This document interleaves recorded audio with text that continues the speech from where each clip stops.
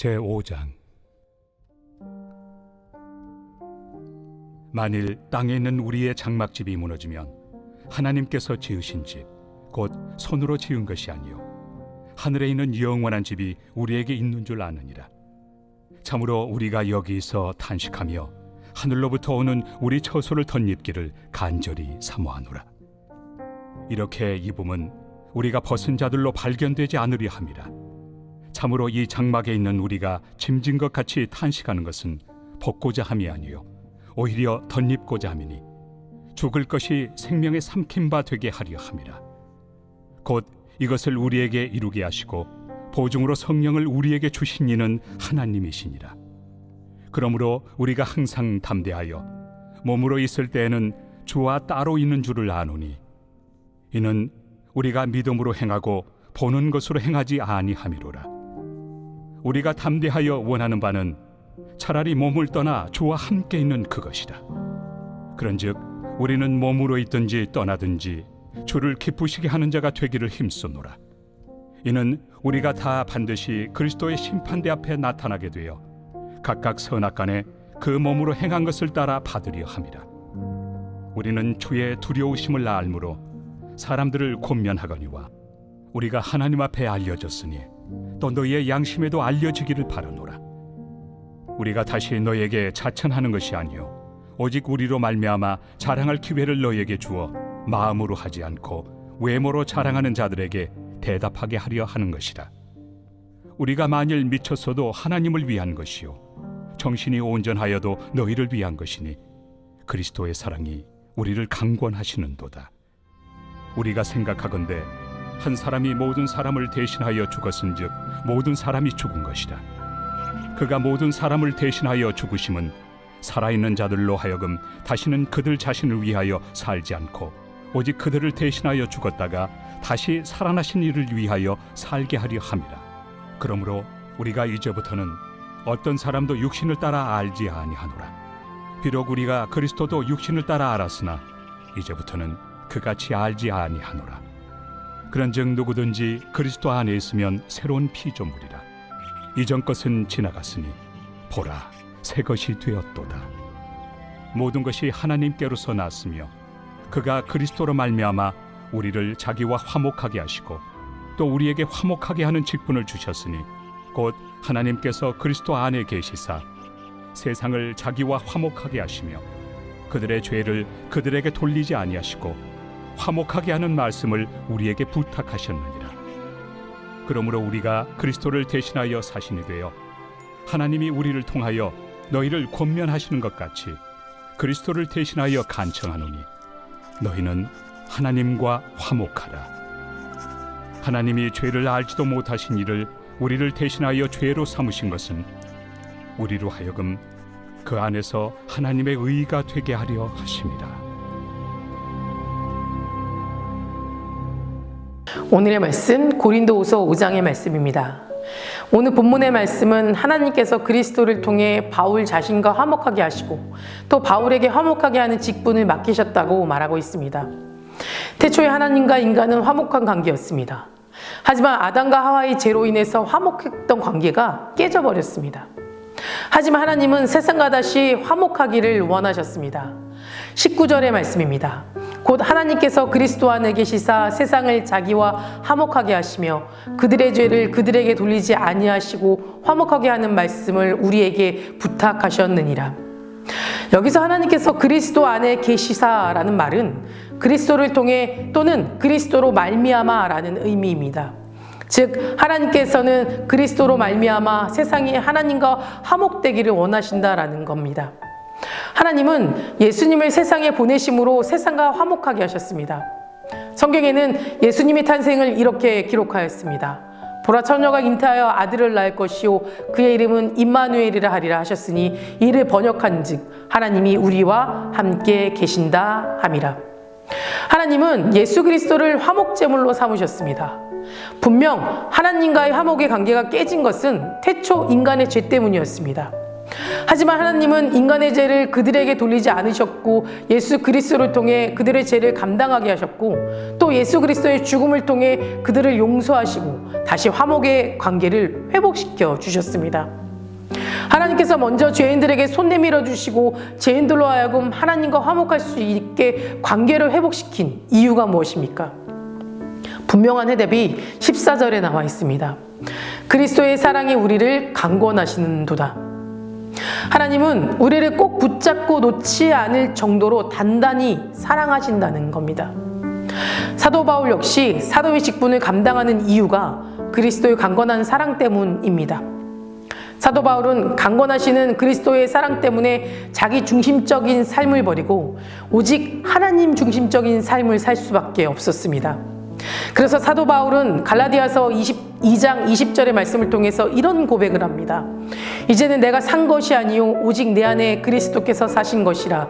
이제 내가 육체 가운데 사는 것은 나를 사랑하사 나를 위하여 자기 몸을 버리신 하나님의 아들을 믿는 믿음 안에서 사는 것이라. 여러분, 하나님은 죄인들에게 죄를 벌하시는 대신 자기 아들인 예수 그리스도를 이 땅에 보내주심으로 사랑을 실천하셨습니다.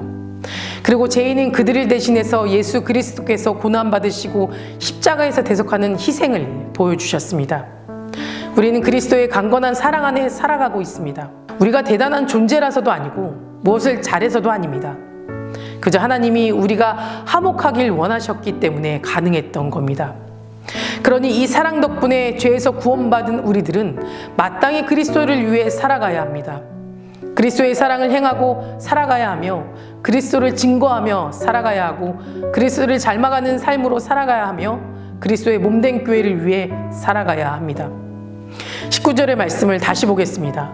곧 하나님께서 그리스도 안에 계시사 세상을 자기와 화목하게 하시며 그들의 죄를 그들에게 돌리지 아니하시고 화목하게 하는 말씀을 우리에게 부탁하셨느니라. 바울은 화목하게 하는 말씀을 하나님이 우리에게 부탁하셨다라고 하였습니다. 화목하게 하는 말씀이 무엇입니까? 사랑이 있고 은혜가 있고 소망이 담겨 있는 생명의 말씀, 즉 복음입니다. 초대교회의 복음을 전하는 사도 바울이 있었다면 현 시대에는 그리스도를 믿는 우리가 세상을 향해 복음을 전하는 그리스도의 제자입니다. 그러니 사도 바울처럼 우리도 그리스도의 제자로서 복음을 전해야 마땅합니다.